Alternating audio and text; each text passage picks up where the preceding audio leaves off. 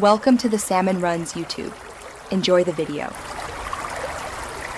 In this video, I will explain how to make gelato ice for Halo Halo. Gelato ice offers a wonderfully smooth and dense texture, far superior to typical shaved ice, making your Halo Halo truly special. We will go through the simple yet crucial steps, from gathering your ingredients to the final churning process. Mastering this technique will elevate your dessert, ensuring a delightful and authentic experience for everyone. To begin, gather your key ingredients. You will need 2 cups of whole milk, 1 cup of heavy cream, and about 3/4 of a cup of granulated sugar. For that perfect, slightly thicker consistency, incorporate 1 tablespoon of cornstarch, dissolved in a little cold milk.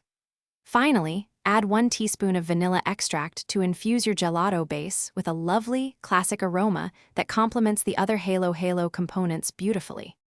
Now let's prepare the base. In a saucepan, combine the whole milk, heavy cream, and granulated sugar. Heat this mixture over medium heat, stirring until the sugar fully dissolves. Gradually whisk in your cornstarch slurry and continue stirring until the mixture slightly thickens, taking about 5 to 7 minutes. Remove from heat, stir in the vanilla, and then chill the base in the refrigerator for at least 4 hours, or ideally overnight, until it is very cold. Once your base is thoroughly chilled, it is time to churn. Pour the cold mixture into your ice cream maker and churn according to the manufacturer's instructions, typically for 20 to 30 minutes, until it reaches a soft serve consistency.